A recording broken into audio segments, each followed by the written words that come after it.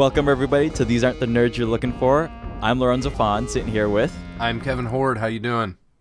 Good. So, there will be an edit after this intro because Kevin and I were starting to record an episode, and then we went on a tangent about what's happening in the theme park world regarding Indiana Jones and Star Wars and the latest rumors we've all heard, or I've heard, because Kevin kept asking me, and we went on a nice long tangent about that. So that will be this conversation coming up. I do not know of what you speak, but I will tune in to find out. Enjoy.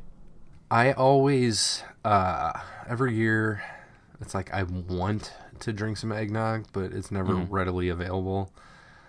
So I'm always like, it's going to be eggnog season. I should have some eggnog, and I never do. See, here's the bad thing that happens out here in Southern California is the last handful of years, Disneyland has started having a holiday food festival. Okay. So they have food booths set up at Disney California Adventure, right? And so it's just like a dozen or so food booths, and they have a bunch of food items each, and I'm talking like turkey sliders and cookies and pies and Swedish meatballs, and one of them has eggnog, right? And it is seriously one of my favorite things that, like, food items that Disneyland provides, period. Any time of year, whatever. And the secret, apparently, was last year I went and got one, and it was actually my second for the season, and it was, like, the third week of November. Like, the festival starts, like, this year it's starting, like, November 9th or something like that, right? So I get some eggnog. I go up to the booth window, pick it up, and the guy serving it to me is like, "Oh yeah, have you had this yet?" And I go, "Yeah, like this is my favorite thing. Like I try and get it every year, but for sure it's 100% my favorite thing." And he goes, "Yeah, that's because there's 3 different rums in here." Oh, wow, fantastic! I did not. I'm like, I was not aware that Disney sold alcoholic beverages. Yeah, so on the California Adventure side, it's full liquor flowing everywhere, baby. Like all over the place. They serve a lot of Carl Strauss beer, which is, I believe, a Northern California brewery. Okay. They serve margarita. There's a margarita stand that has Grand Marnier in it, which is fantastic. So on a nice hot day, a nice frozen margarita really hits the spot. For sure. They have a place that used to be called the Cove Bar, and they recently remodeled it. It's now called the Lamplight Lounge.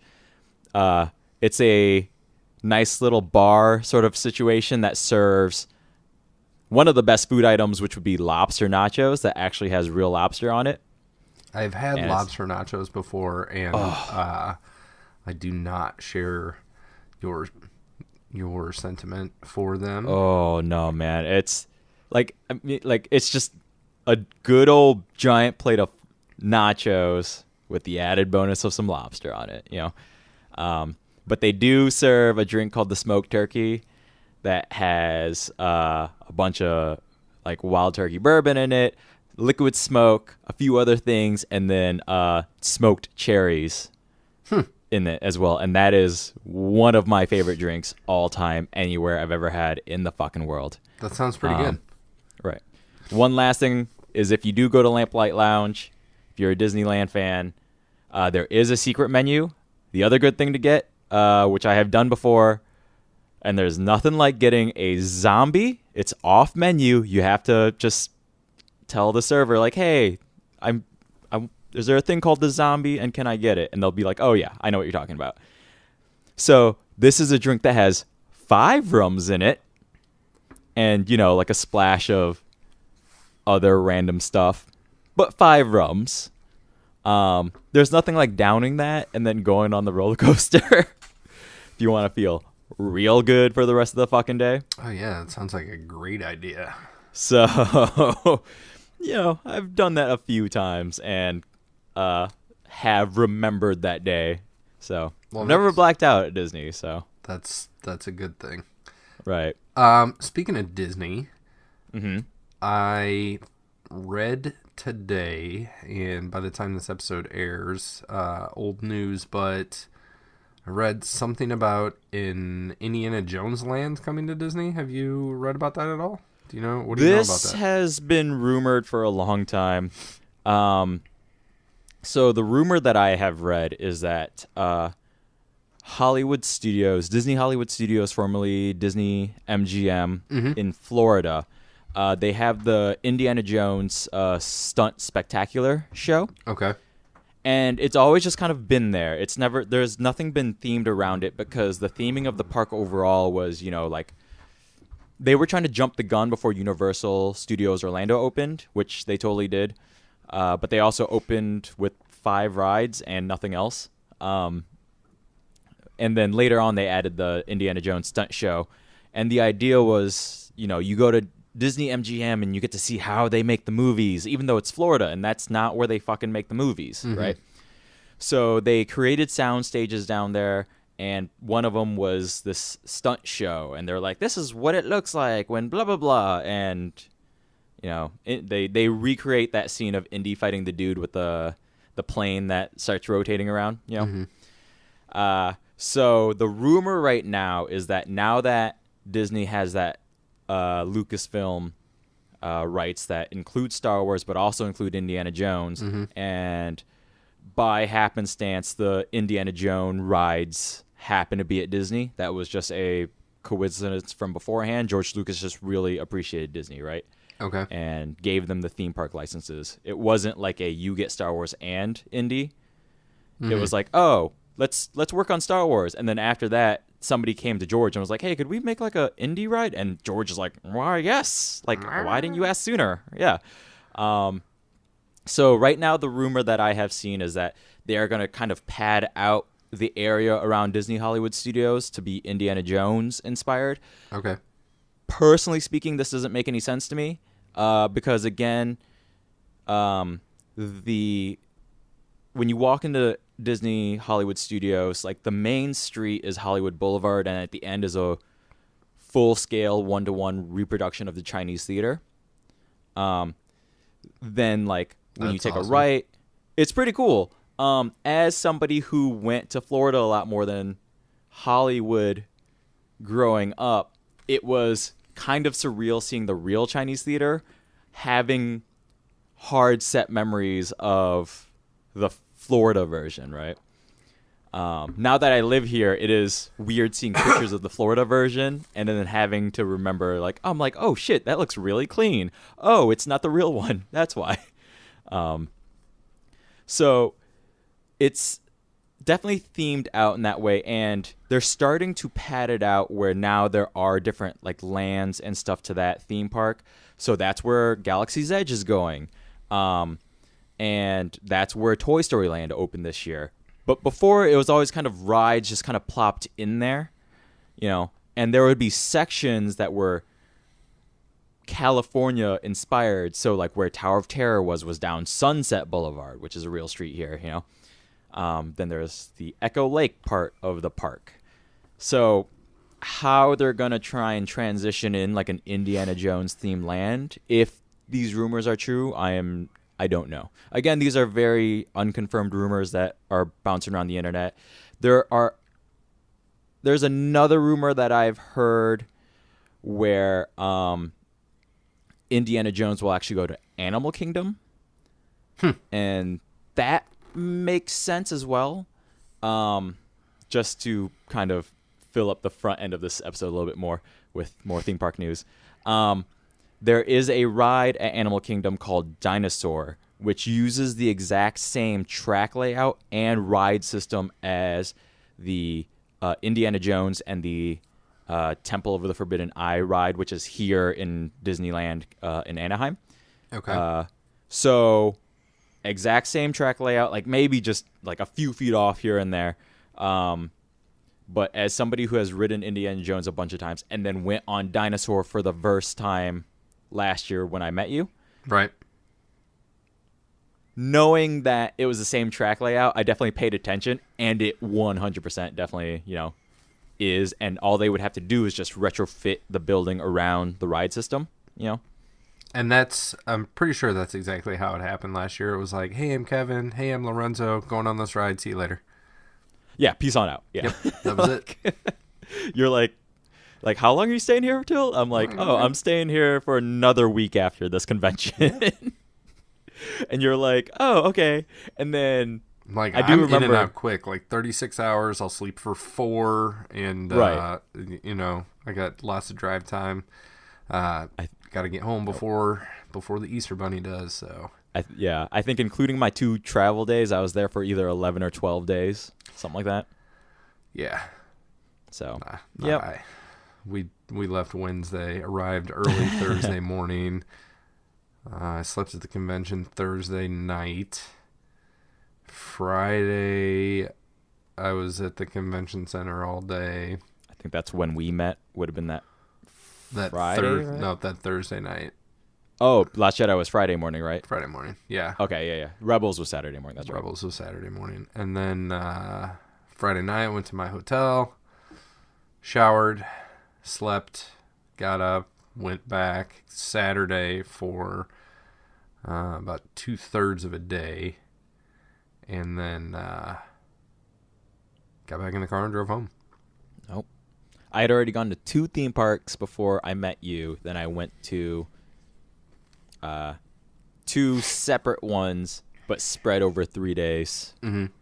Because you did Diagon Alley, didn't you? Yep.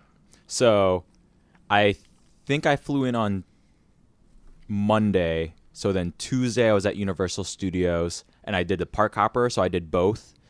And that was mainly because even though those Universal Orlando or Universal Florida, which is the resort name, Orlando is the single park, those parks are so much better than the Hollywood ones because those are actual, like, they're built from the ground up to be theme parks, whereas the one here, like, it's a studio tour that got rides around it added on, right. If that makes sense. But all the same, the rides are 100%, like, every ride that we have here, basically there is a version at Florida. So I was just like, well, I'm skipping these 6 rides. Like, I don't need to go in Despicable Me. I don't need to go in Transformers.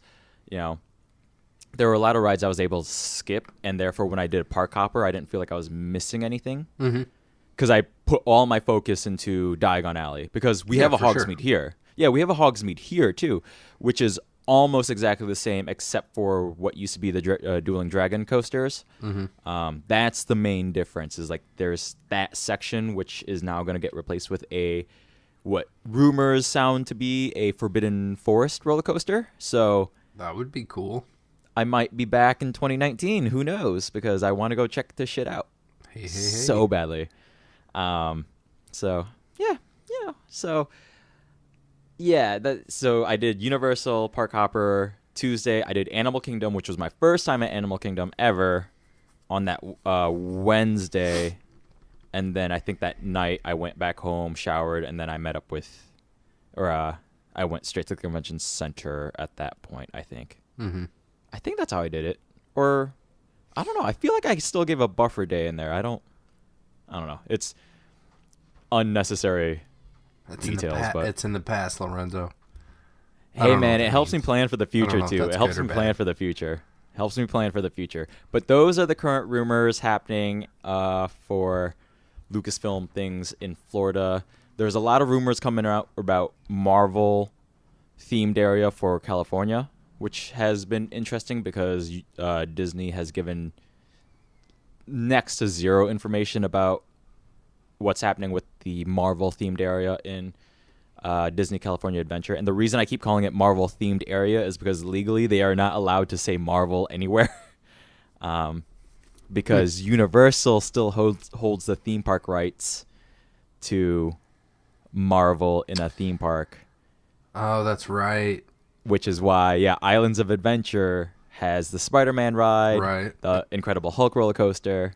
And I feel like the Spider-Man ride was relatively new, like the last time that I would have been to Universal. maybe the first time I'd been to Universal. Yeah. So that one opened in '99. So it's Nope. Yeah, it wasn't. It wasn't that. It wasn't that. To be fair, like as theme parks go, like that's sort of fresh-ish, I would have. But we're in a new era of theme park building, so I would have gone in 2008-ish. So at that point, hey, that's still pretty newish, Yeah, I mean it was all new to me because I don't think I had ever been there before. So yeah, and to be fair, that Spider-Man ride that they have in Universal Florida is still one of the best rides that's ever been made. Yeah, like we did not go to Island of Adventure. We just stuck to whatever regular Universal. I don't know how these things work. Yeah, so there's Universal Studios Florida is the theme park. Universal Orlando is the resort as a whole. And then Islands of Adventure is Islands of Adventure. Like, it's not Universal Studios Islands of Adventure. It's just Islands of Adventure, if that makes sense, I'm sure it makes sense to somebody. Right, yeah.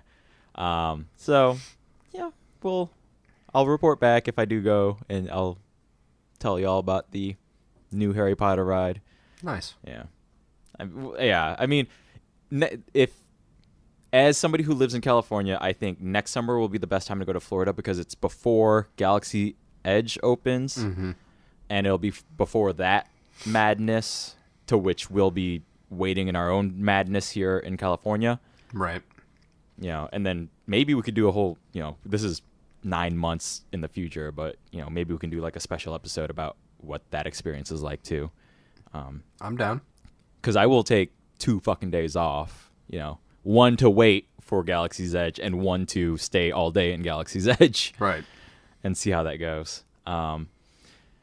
Yeah, so like last bit of roundup for theme parks and something that is actually Star Wars related. The Galaxy's Edge rumors have been really, really confusing lately because, the building, the construction broke ground in 2016. They've been at this for 2.5 years. April 2016 is when they officially broke ground, but they've been clearing out the land for like the year prior. So if you've never been to Disneyland, one of the main parking garages actually overlooks the area that the Galaxy's Edge is being where the construction was going. So for the last 2.5 years, I've gotten a good view of like seeing shit get cleared out, seeing trees cleared out, seeing buildings cleared out, right? Buildings torn down, all of that goodness. So, like before you start building this like $1 billion project, you're going to have all your blueprints ready. You got your ride systems all in place. Like all that planning is basically all set before a shovel hits the dirt. Right. So the interesting rumors that have been coming out lately is that the ride system. So there are 2 confirmed rides. The Millennium Falcon. The Millennium Falcon ride and the Escape from the First Order battle attraction, whatever they want to call that right now. We don't have official names for any of these. There are interesting rumors that the Imagineers for both rides are doing a great job of creating what could be and potentially will be great experiences when you're in them, right? So like really like you get to fly the Millennium Falcon and all of this good stuff, right?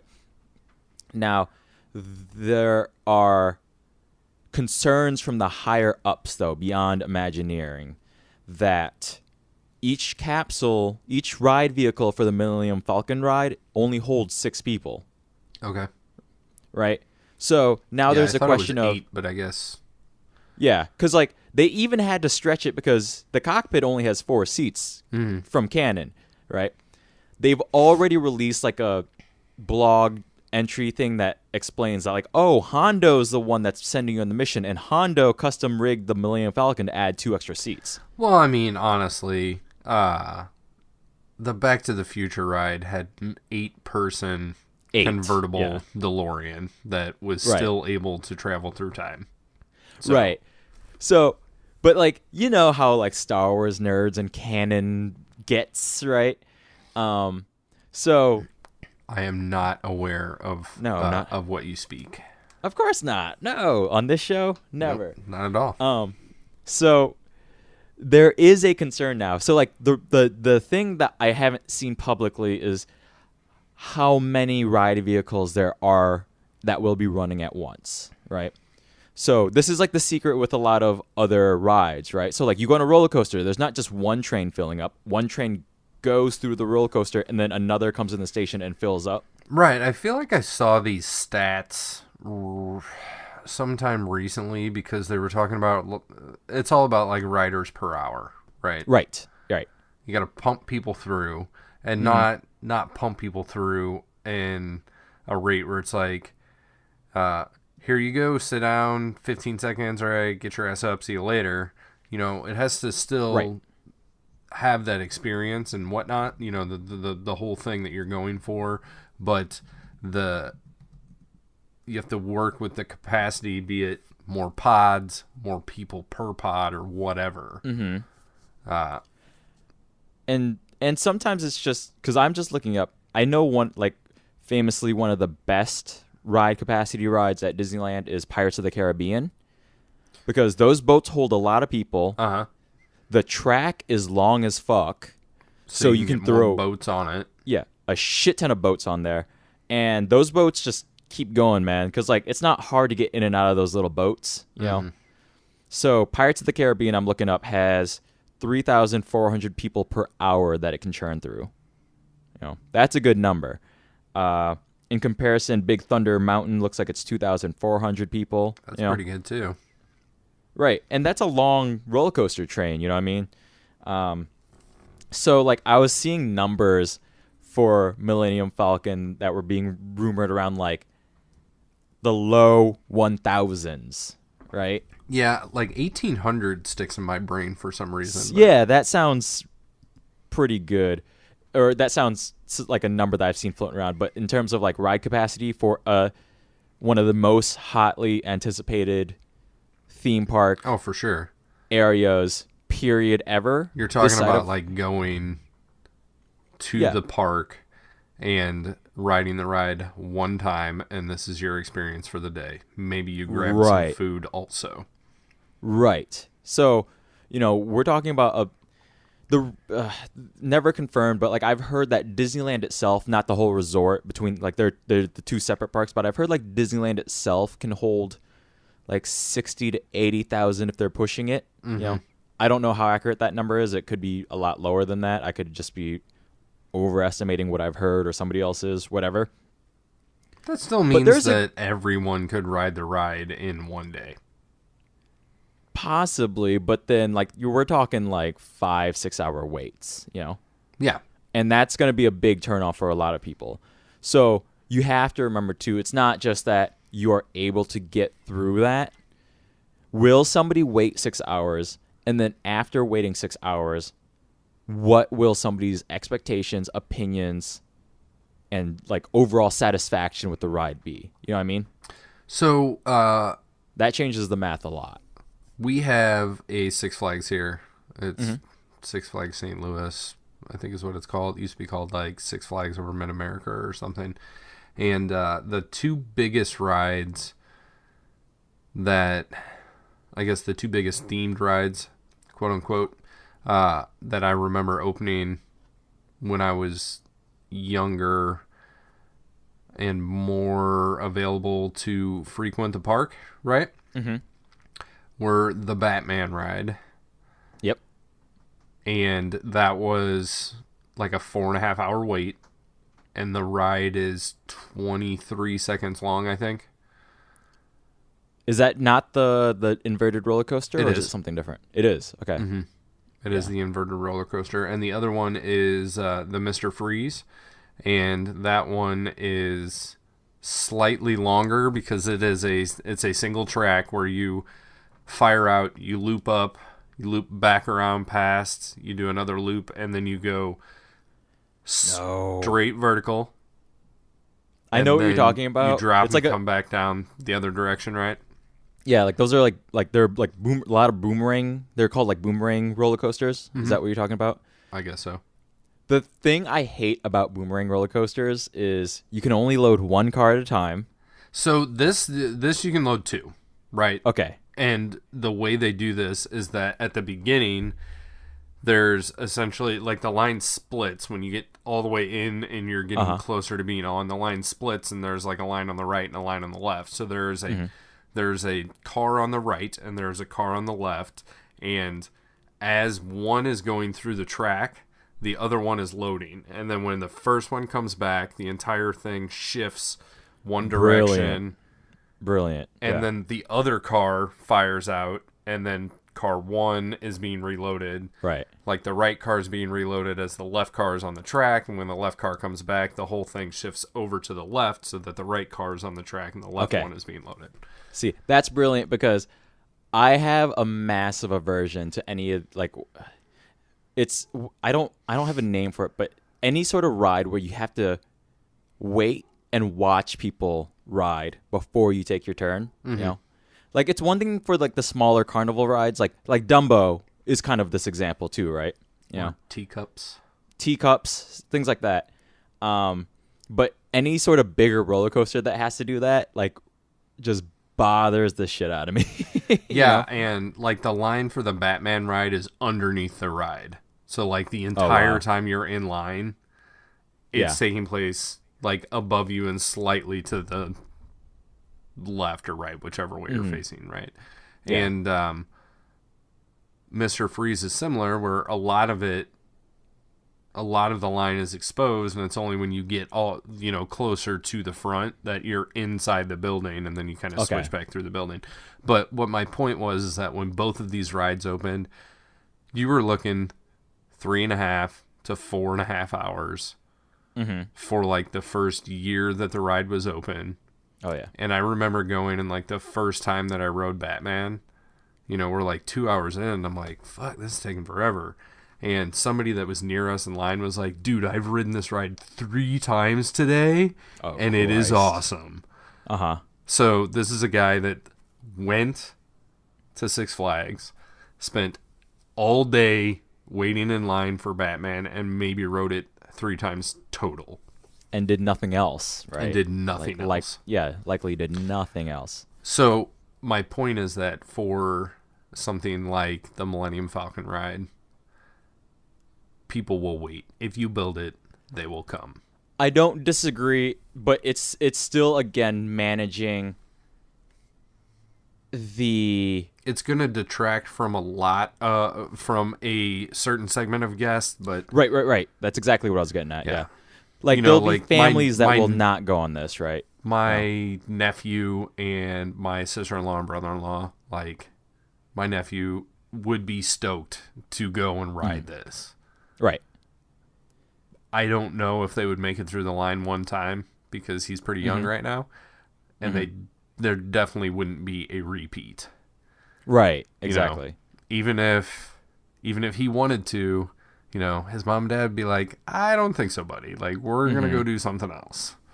Exactly. So that's going to be the interesting thing that Disney's going to have to handle in the next year. But the actual final thing I'm going to say is I hope they learn from their past mistakes. And this is going to sound weird, but they have made this mistake 2 major times that I can think of.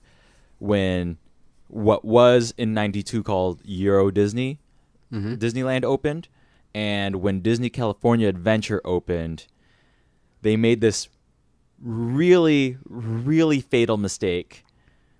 And it's only obvious after the fact, but they said they released crowd forecasts, right, for opening day. And I'm just throwing this number out there, but they're saying like, oh yeah, like, 80,000 people are going to show up and we're going to have to turn people away and blah, blah, blah, blah, right? So they're saying this and they're like, yeah, like, so it sounds great for shareholders, right? It sounds great from a stockholder perspective. Like, oh shit, like they got this awesome park. People are going to love it. It's going to blow everything out of the fucking water. But it seems to tell me that instead of 80,000 people showing up, 60,000 people showed up. No. Something like 20,000 people showed up. if that. Gotcha. Because you spent 3 to 6 months telling everybody how many people were gonna fucking be there, that everybody's like, well, I live here, I'll just go when there aren't crowds. Mm-hmm. Right? Because what they were doing is they were taking like their daily average plus an expected growth for a new attraction, plus like the bump on top of it from for like a whole new park instead of just one Right. ride. Now it's a whole fucking park. Right. You know? But then all they were doing was scaring people away. Right? Well, Star Wars is going to be a little bit different because it's Star Wars. You know, California Adventure was a shitty park to begin with. that could work to your benefit, though, if that That's were the case. what I'm really hoping. I'm hoping that instead of 150,000 people there, it'll be like a not as crazy as everybody thought it was going to be, like 120,000, right? Like that's all I'm hoping in my mind. Like it's going to be nuts, but I'm hoping it's just going to be manageably nuts. You know? Hey, I get it. Because I went to Wizarding World in Florida the year after it opened, or even maybe 2 years after it opened, and that shit was still nuts, man. Like it was out of control. So Harry Potter is a big deal. right. So and then now with Star Wars, and there is some interesting hesitation based on.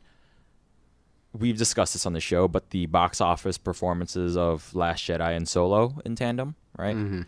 Because Solo was the last movie to come out before this Megaland opens here, right? That's crazy to think about. Right? Isn't that weird to think about? There's no other movie that will come out before Galaxy's Edge. When does Galaxy's Edge officially open?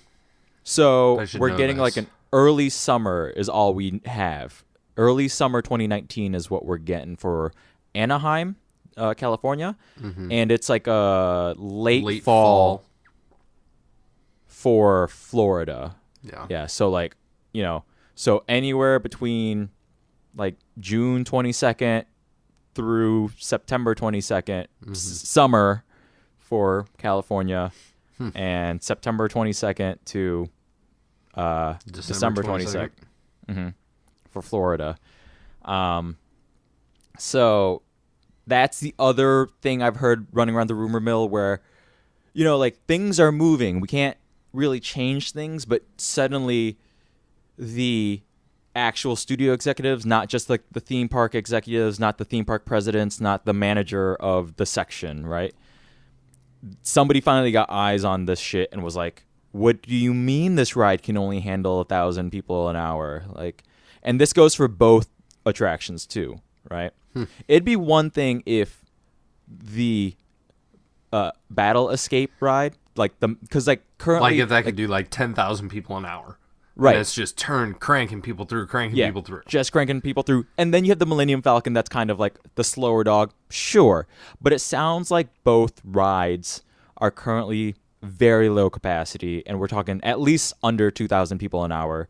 So for one land to only be able to suck through 2,000 people an hour when Pirates can do basically that on its own, and that's like a 50-year-old ride. I hope the dude selling Dippin' Dots can fucking keep up with that. Right. The other 87,000 people an hour. That's what. Yeah, exactly. So that's a major concern, and I do not know why that ride capacity was not a major part of the planning, if any of these rumors have any truth to them whatsoever. Yeah, I'll say one more thing, and then we should probably hop into this. But I would imagine that it was a factor, but that that maybe the design team was of the mind that this is fucking good enough that people are going to wait. You know. So, yeah, there's one other rumor about the Battle Escape ride that I want to say that I just want to say it out loud, and then I will report back in early summer 2019, whenever this place actually finally fucking opens. But there's one rumor that I kind of wish I didn't know, but I'm glad I know. But I wish I didn't, so I could be surprised on the ride. Because spoilers to rides also. I hold the same level of spoilers on rides as well. You know, didn't read anything about Diagon Alley before I went for the first fucking time, other than that it exists, right? But for the Battle Escape attraction, apparently there is a section of ride that you go through first, and then the ride looks like it ends. Then you exit your ride vehicle. You have to run through a battle into another ride vehicle, and then the ride picks up from there. Now, here's my question. People with wheelchairs, slow people, grandmas, people who, like, kids who are just at the bare minimum of that height, you know? Like, why? No. As somebody who goes to Disneyland, practical. Yeah, as somebody who goes to Disneyland weekly, do you know how many times I fucking run into people on a ride who don't listen to the cast member, don't fucking put the seatbelt on, even though every ride has a goddamn seatbelt, you know, don't listen to the cast member when they're like, hey, tug on the yellow tab to make sure you're buckled in, right? And still sit there when the guy's like, hey, buckle your seatbelt, I'm talking to you, please look at me, buckle your seatbelt. And then finally, I'm just like, you, sir, buckle your seatbelt, please, so we can go on this ride. I would really like it if we could go on this ride. Like, please. Just the thing, clicky, goes in thingy, you know? Yeah, this isn't an option. This is... Right. You fucking do it. Yeah. Which, on a water ride I have been on, it had just, like, the simple, like, shopping cart buckle mechanism, right? There weren't like locks on it, but it was one of those rafting water rides where you sit in a circle. I forgot what they're officially called, you know? So not like the log flumes or anything, but we got one that's called Thunder River. Right. Yeah, like they're at a lot of parks, right?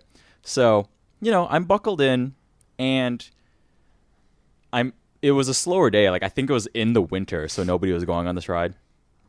And, you know, winter in California is not that bad, but still, it was like 60s. I had like a coat on and stuff. Well, there's a lady and her daughter right across from me in this circle. And as soon as we set off into the little river adventure, she says something, which I didn't understand. It was a Hispanic woman, so she was heavily accented. But she goes something like, oh, I'll be fine, and then unbuckles. And, herself or her kid? Herself. Did she fall out? Herself. She didn't fall out, but she definitely fell forward and hit her face on the handle that was in the center of the thing. Right, the thing you're supposed to put your feet on? Yeah. Nice. So I just looked at her, and I was like, that's your fault. I have no sympathy for you. Like, not at all. That's great. So, anyways... Though this has been our theme park roundup for this week, that is the current run of theme park rumors as of right now. I'm sure there's a lot of other things happening in theme park news, especially with Florida. You know, they're getting a whole fucking new transportation system at Walt Disney World, new hotels and other fun stuff is happening down there. But, you know, as of Star Wars stuff happening here right now, that's what I got. So this has been the special episode of These Aren't the Nerds You're Looking For. We'll just do a quick normal run out. So if you want to email us, notthenerdspodcast@gmail.com, Twitter @nottthenerds, Facebook @notthenerdspodcast. I have been Lorenzo Fon. I have been Kevin Horde. All right, thanks for listening to this, guys. If you like it, just let us know. If you don't, I'm sure you can't stop me talking about theme parks. That's the thing. So, it happens. Yeah, I'm sure the next time some other news comes up, I'll be ranting again. So, we will be on it. Yes, that has been this special episode. Thanks for listening, everybody. Adios.